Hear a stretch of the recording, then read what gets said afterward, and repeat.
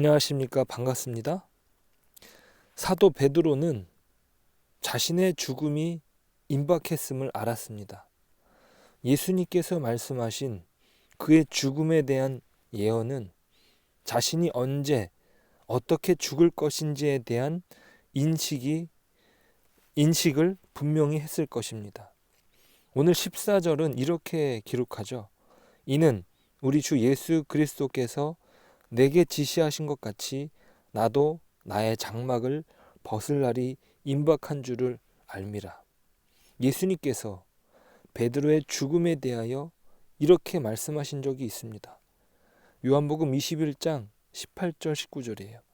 내가 진실로 진실로 내게 이르노니 내가 젊어서는 스스로 띠뛰고 원하는 곳으로 다녔거니와 늙어서는 내 팔을 벌리리니 남이 내게 띠띠우고 원하지 아니하는 곳으로 데려가리라.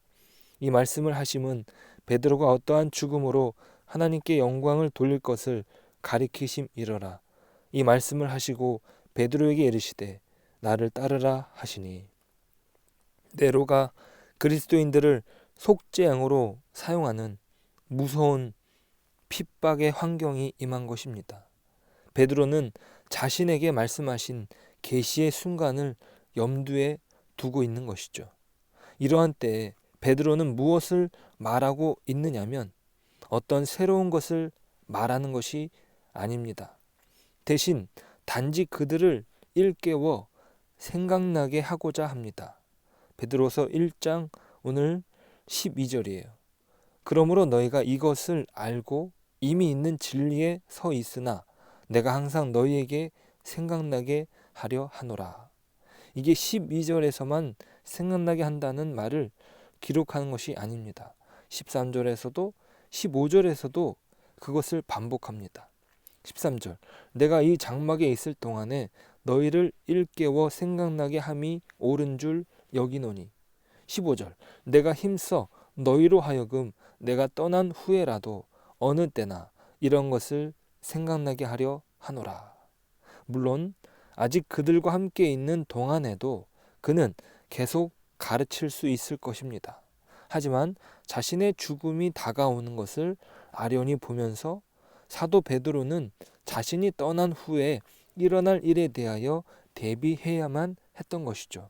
그래서 그들로 하여금 여전히 이런 것을 생각나게 해야 하는 것입니다. 신앙이란 무엇인가 했을 때 그것은 예수님을 생각하는 것이죠. 예수님을 직접 만났던 사도들의 세대를 1세대라고 한다면 모든 세대의 그리스도인들은, 그 이후의 그리스도인들은 오직 2세대 그리스도인이라 할 수 있습니다. 우리는 1세대처럼 예수님을 직접 알고 경험하지 못했습니다. 그렇기에 1세대가 직접 경험한 내용을 우리에게 전해주기 위해 그렇게 주의를 기울였던 것이죠. 그런 면에서 우리는 그렇게 사도들의 이야기를 다른 사람에게 듣는 것이 아닙니다. 그렇게 멀리 떨어진 이야기가 아니죠. 그들이 직접 전하여 준 이야기를 우리는 듣고 기억하는 것입니다. 마틴 로이드 존스는 이렇게 말했습니다. 교회와 설교자의 일은 우리에게 새롭고 흥미로운 개념을 제시하는 것이 아니다. 오히려 근본적이고 영원한 진리들을 계속 상기시키는 것이다. 그렇습니다. 우리가 베드로 사도와 동일한 시대를 살지 않습니다. 하지만 그 사도를 통하여 허락하신 가르침에 의지하여 그들이 말한 것을 기억하고 따를 수 있는 것이죠. 우리에게 다른 내용이 주어진 것이 아닙니다. 자, 그런데 이 생각나게 한다는 이 단어가 무엇으로 말미암아 기억이 된다는 뜻인지, 그냥 불쑥불쑥 지나가는 것이 아니라 어떤 사건으로 말미암아서 그 생각, 우리 마음 가운데서 계속 기억되는 것을 이야기합니다. 그게 지금 사도 베드로 같으면 주님을 생각할 때 몇 가지 사건이 있고 그것을 기억하는 인생이었습니다. 그것을 붙들고 갈 수 있었던 것이죠. 그 자신이 주님의 말씀을 기억하는 것이 있습니다. 생각나게 한다는 뜻은 무엇으로 말미암아 기억되는 것입니다. 그래서 기억하기 때문에 깨닫게 되는 것이죠. 깨닫기 때문에 그 말씀에 붙들린 자가 되는 것입니다. 그래서 우리가 사도 베드로가 어떤 사건으로 말미암아 생각나게 한 말씀이 무엇인가 살펴볼 필요가 있습니다. 누가복음 22장 61절이에요.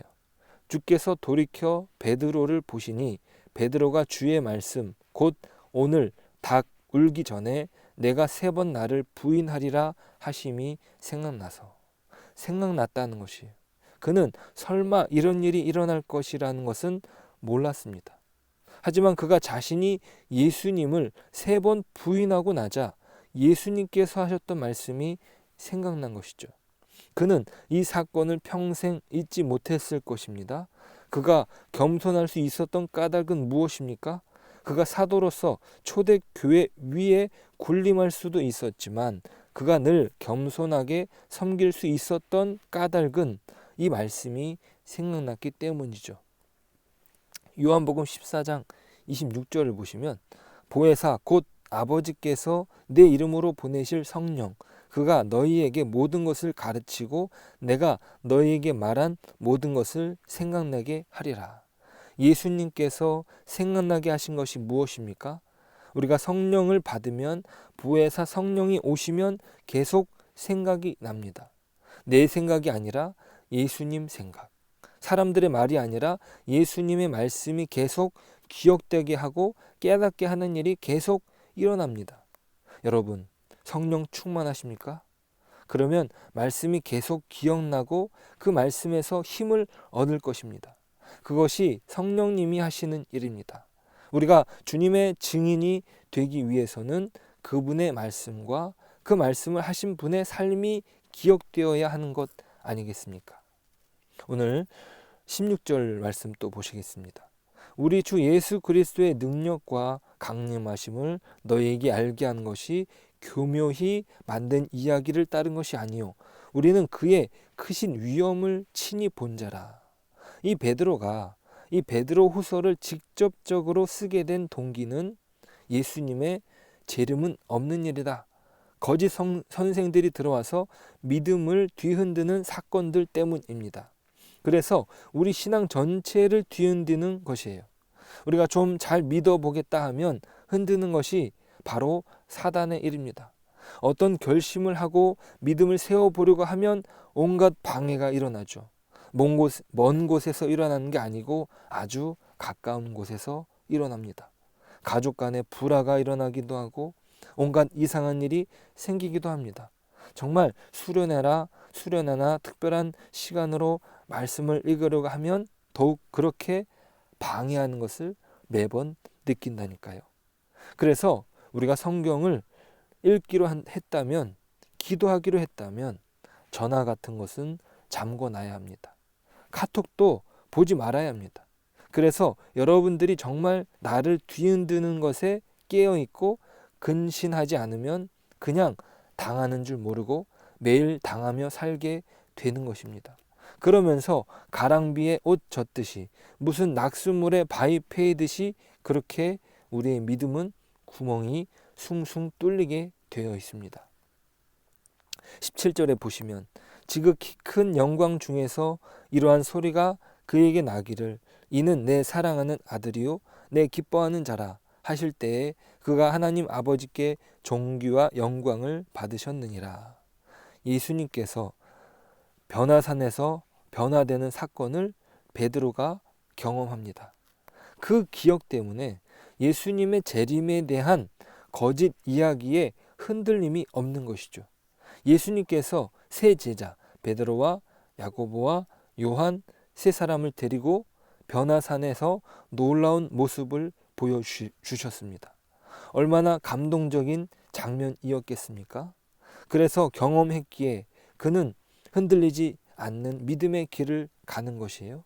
그래서 오늘 이 베드로가 재림에 관해서 부정하는 사람들에게 예수님이 오면 어떤 모습으로 오실지를 보았기 때문에 그리고 그 영광 중에 어떤 모습으로 변하는지를 그 변화산에서 보았기 때문에 재림을 뒤흔드는 사람들에 대해서 단호하게 얘기할 수 있는 것이 주님은 그런 모습으로 다시 오신다.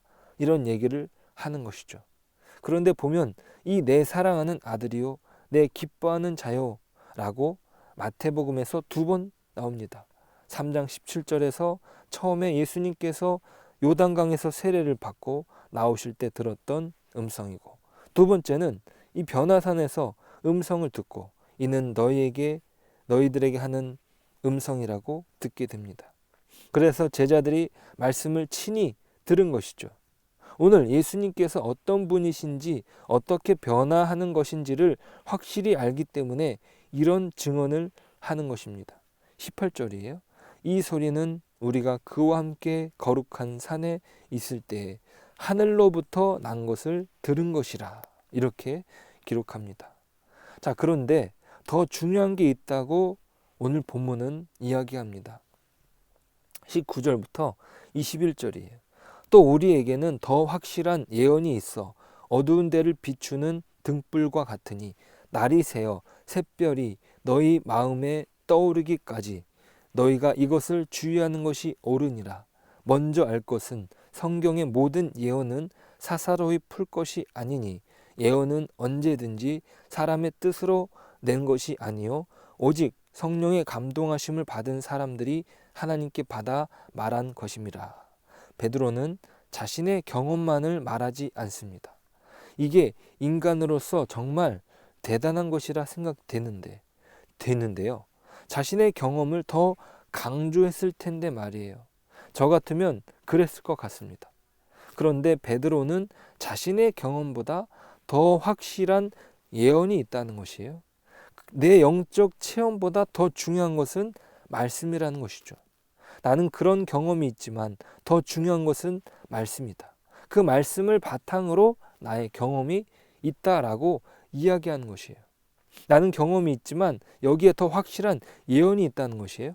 여기에서 지금 베드로가 얘기하는 더 확실한 예언은 구약 성경 전체를 말하는 것이죠. 성경 말씀은 이미 예수님에 대하여 다 증언하고 있는 것이에요. 그래서 오늘 베드로가 내가 이 후배들에게 기억될 말을 하고 떠나겠지만 가장 중요한 말은 예언의 말씀을 그렇게 사사로이 풀어서 곁길로 빠지지 말라는 것이에요. 모든 이단들은 성경을 사사로이 제 마음대로, 제 지혜로, 제 관점대로 풀다가 생기는 일 아닙니까? 자기 마음대로 사사로이 자기의 생각과 자신의 목적을 따라 성경을 이용하면 반드시 그것은 곁길로, 사단의 길로 빠지게 되어 있습니다. 그래서 내 뜻을 가지고 성경을 들여다보면 내가 원하는 말을 성경 속에서 찾게 됩니다. 그것만 짜집기해서 편집하면 내가 복음을 만들면 사복음서와 관련 없는 말을 만들게 됩니다. 그게 내가 복음이라고 그러죠. 얼마나 많은 이단들이 그 작업을 하는지 모릅니다. 여러분, 교주가 예수다, 이거 만드는 것이 성경에 있는 것을 찾아다 만든 것이에요. 신천지 교리도요, 성경에 있는 것을 짜집기 한 것이에요. 오히려 교회를 공격하지 않습니까? 이게 기가 찬 일입니다. 그래서 이 성경을 풀 때 사사로이 풀어서는 안 된다는 것입니다. 성경은 우리가 부분적으로 보는 것이 아니라 전체의 성경을 보아야 합니다. 창세기부터 요한계시록까지. 그런데 이단들은 부분적으로 그것을 보는 거죠. 한 면만 보고 자기들에게 맞는 것을 갖다 붙이는 것이죠. 부분적으로 보면서 사사로이 해석하는 것이야말로 위험한 것입니다. 그 말씀이 당시에 어떤 관점으로 쓰여졌는지, 그래서 그 말씀은 오늘 나에게 어떻게 적용해야 하는지 늘 성령님을 의지하여 말씀을 읽어야 합니다. 그리고 그 말씀으로 나 자신을 비추어 보아야 하는 것이죠. 나에게 필요한 말씀만을 보는 것이 아니라 나를 찌르는 말씀이라도 그 말씀 앞에 나 자신을 드리는 것입니다.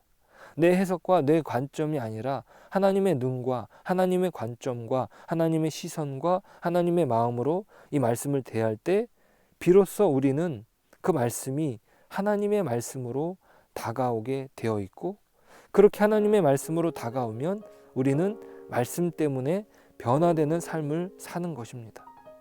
한마디 말씀이라도 그 말씀이 내게 오기만 하면 내 자신이 읽히고 부서지고 깨어지고 변하게 되는 것을 경험하게 됩니다.